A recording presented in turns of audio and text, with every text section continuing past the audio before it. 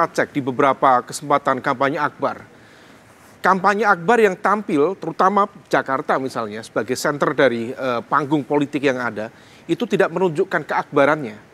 Karena akbar, tapi ya biasa-biasa saja, bukan hanya di level pemilihnya, tetapi juga para elit dari teman-teman partai sendiri juga tampaknya sedang sibuk juga di pemerintahan baru, sedang melakukan fokus konsolidasi di pekerjaan di kementerian yang baru, di saat yang sama kemudian ada tugas dalam konteks pemenangan di level daerah.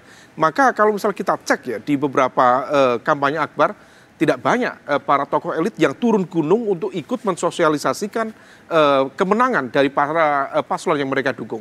Nah, kalau misal kemudian di level Jakarta, memang ini yang perlu diantisipasi. Maka di level ini, kalau misal nanti jam 1 misalnya, salah satu paslon yang hari ini mengungguli ya, Pramono Anung dan juga Rano Karno menyatakan kemenangannya, maka yang diperlukan kita harus memastikan independensi dan netralitas dari penyelenggara pemilu, terutama KPUD, Bawaslu, supaya memang betul-betul terfokus pada konteks data yang real.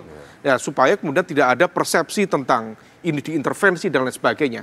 Karena gap 0, sekian persen, kalau misal kemudian nanti menjadi skandal, menjadi perdebatan, sengketa, sesuatu yang sepertinya baik-baik saja, ini bisa menjadi sebuah bom waktu yang bisa meledak.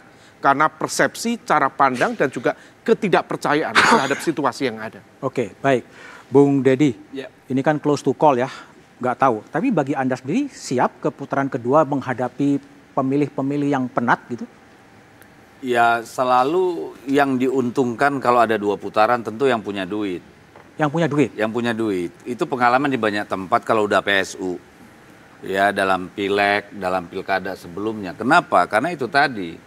Sebenarnya bukan fatigue, voters fatigue gitu. Tapi ya memang di tengah sistem pemilu kita yang sudah seperti ini, yang liberalized dan kemudian money politik, bansos dan segala macam itu yang menjadi daya dorong bagi pemilu.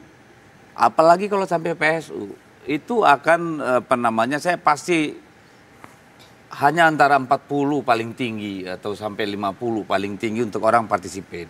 Tapi saya yakin kalau untuk DKI kali ini, itu pasti akan dimenangkan pasangan Pram Rano dalam 1 putaran.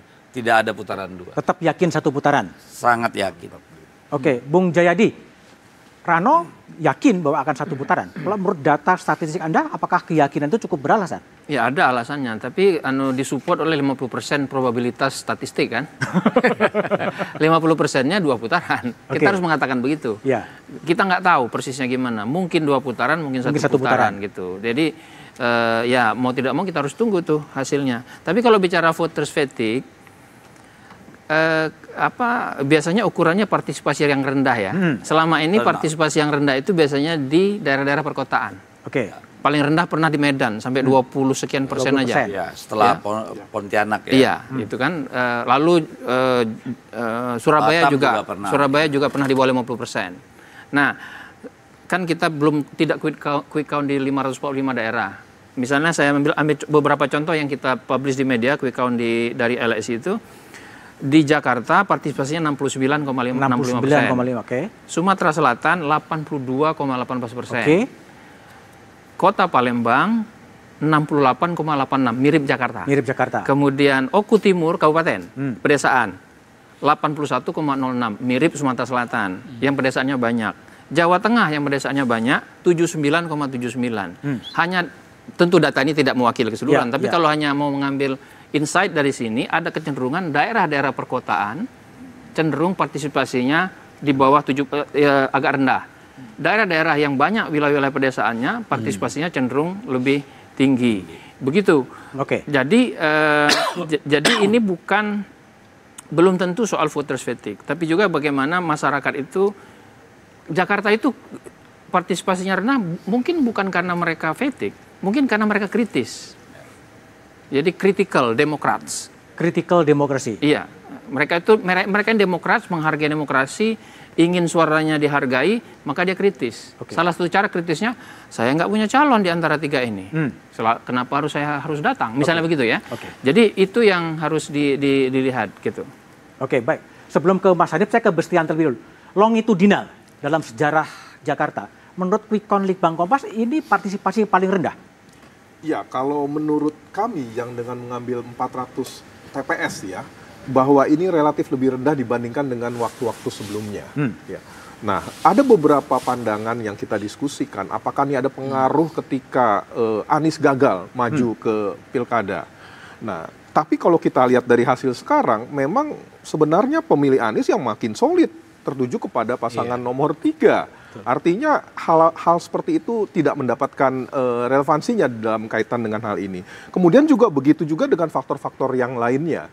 Nah, kami melihat ini lebih cenderung bicara tentang bagaimana pilkada kali ini di Jakarta, itu relatif bagi mereka itu bukan menjadi dengan calon-calon yang tampil, itu beda dengan di era tahun 2017 yang lalu.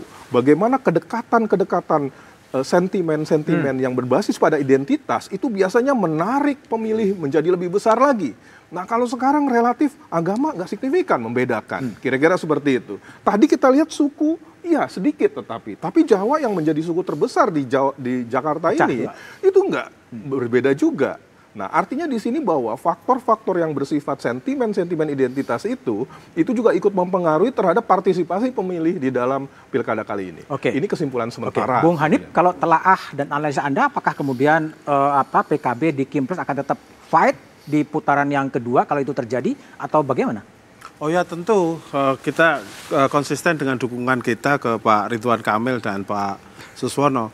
Walaupun kalau kita lihat angka hasil quick count itu kan memang kita tidak bisa menentukan sampai detik ini apakah ini ada putaran kedua atau tidak. Tapi saya tadi sempat diskusi sama Jayadi bahwa kalau dilihat angkanya, angka selisihnya itu ya memang masih ada ruang untuk terjadi putaran kedua, dan tentu kami juga punya keyakinan dan berharap bahwa ini yang akan terjadi.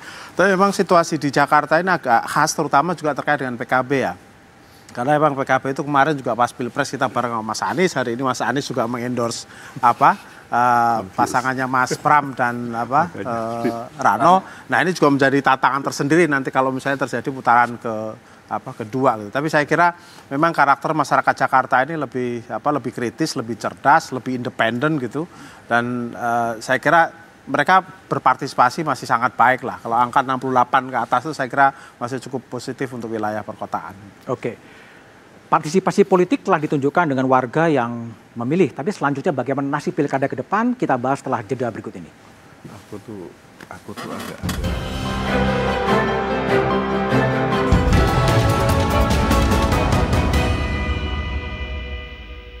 27 November 2024, Indonesia menyelenggarakan pemilihan kepala daerah serentak terbesar sepanjang sejarah. Lebih dari 500 daerah akan menentukan pemimpinnya untuk 5 tahun mendatang. Apa harapan yang bisa dibawa dari para pemimpin baru ini untuk mengatasi berbagai problem di daerahnya? Simak pembahasannya dalam Satu Meja Spesial Pilkada 2024, Rabu 27 November, pukul 8:30 malam, live di Kompas TV. 27 November 2024, Indonesia menyelenggarakan pemilihan kepala daerah serentak terbesar sepanjang sejarah. Lebih dari 500 daerah akan menentukan pemimpinnya untuk 5 tahun mendatang. Apa harapan yang bisa dibawa dari para pemimpin baru ini untuk mengatasi berbagai problem di daerahnya? Simak pembahasannya dalam Satu Meja Spesial Pilkada 2024.